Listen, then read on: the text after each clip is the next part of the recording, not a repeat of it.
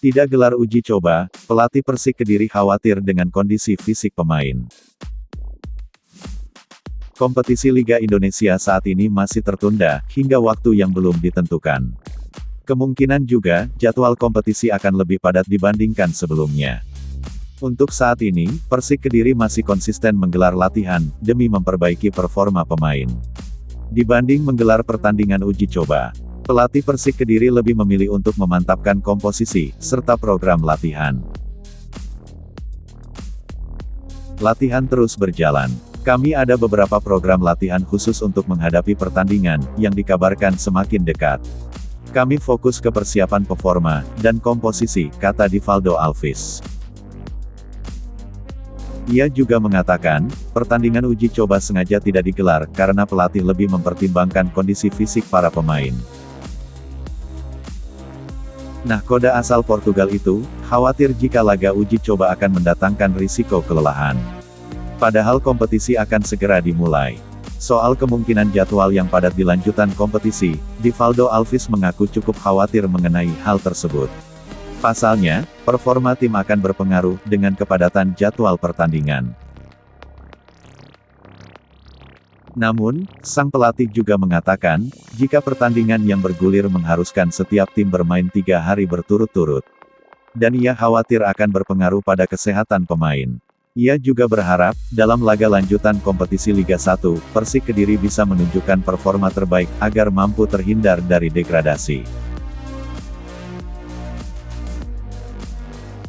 Resmi, George Browen gabung Persebaya Surabaya. Persebaya berhasil merampungkan proses negosiasi terhadap George Browen. Pemain berdarah Indonesia-Inggris tersebut, sudah resmi menjadi bagian dari tim Bajul Ijo. Perekrutan George Browen direkomendasikan langsung oleh pelatih Persebaya, yakni Aji Santoso. Itu setelah melihat perkembangannya dalam latihan, termasuk di saat melakukan uji coba. Alhamdulillah, tadi manajemen melalui Pak Manajer, sudah menyelesaikan masalah kontraknya semalam, kata Aji Santoso. George Browen telah bergabung dalam latihan Persebaya, sejak tanggal 21 November lalu. Tim pelatih langsung jatuh hati, setelah dia diberi kesempatan tampil menghadapi Persis Solo, pada laga uji coba.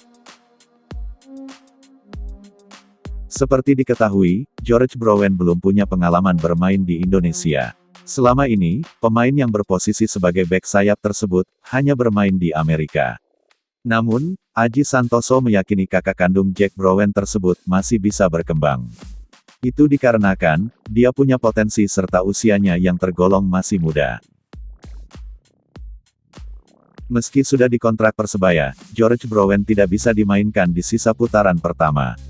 Itu disebabkan, pendaftaran pemain masih belum dibuka. Akan tetapi, Aji Santoso tidak merasa risau dengan situasi tersebut. Bahkan menurutnya, George Browen punya kesempatan untuk beradaptasi dengan skuad Persebaya.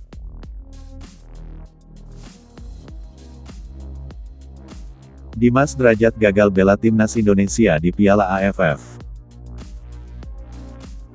Dimas Drajat sudah dipastikan gagal bermain pada kompetisi Piala AFF 2022 bersama timnas Indonesia. Penyerang milik Persikabo itu terkonfirmasi mengalami cedera. Untuk saat ini, Dimas Drajat dipastikan tidak bisa ikut Piala AFF dengan timnas Indonesia, ujar asisten pelatih timnas Indonesia, Nova Arianto.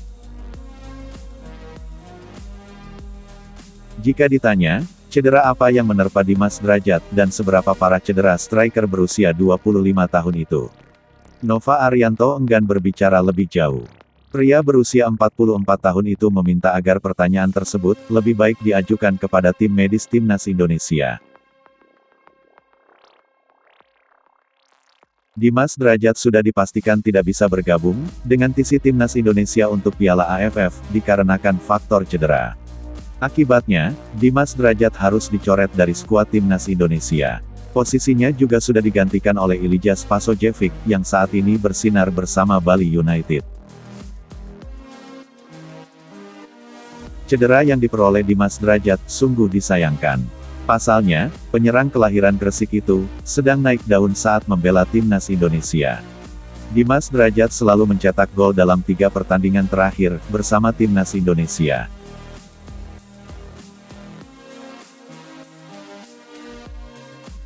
Sandy Walsh akan bawa timnas Indonesia juara Piala AFF.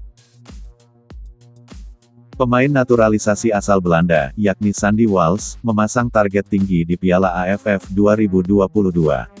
Pemain yang bermain sebagai bek kanan itu, berhasrat membawa skuad Garuda menjuarai turnamen 2 tahunan itu. Seperti diketahui, Piala AFF bakal digelar pada tanggal 20 Desember sampai tanggal 16 Januari tahun 2023. Timnas Indonesia akan memainkan partai pertamanya, yaitu pada tanggal 23 Desember melawan Kamboja. Target saya selalu memenangkan turnamen. Setiap memulai turnamen, kami harus punya target setinggi mungkin, ujar Sandy Walsh. Pada edisi sebelumnya, timnas Indonesia sebetulnya punya peluang untuk juara. Ketika itu, skuad Garuda berhasil menembus partai final. Namun, dalam partai final Piala AFF 2020 yang berlangsung 2 leg, timnas Indonesia kalah agregat 2-6 dari Thailand. Saat ini, Sandy Walsh juga masih ambil bagian dalam pemusatan latihan timnas Indonesia. TC tersebut berlangsung di Bali, sejak tanggal 28 November. Ini merupakan kali kedua Sandy Walsh gabung timnas Indonesia. Sebelumnya, ia sempat ikut TC untuk persiapan FIFA Matchday, pada periode Juni tahun 2022. Ketika itu, Sandy Walsh belum mengantungi paspor Indonesia. Ia baru resmi menjadi warga negara Indonesia pada tanggal 17 November. Tentu sudah lama saya menunggu momen ini. Saya secara resmi menjadi bagian dari timnas Indonesia. Saya merasa sangat senang, sejak hari pertama saya menjadi bagian dari Indonesia, imbuh Sandy Walsh.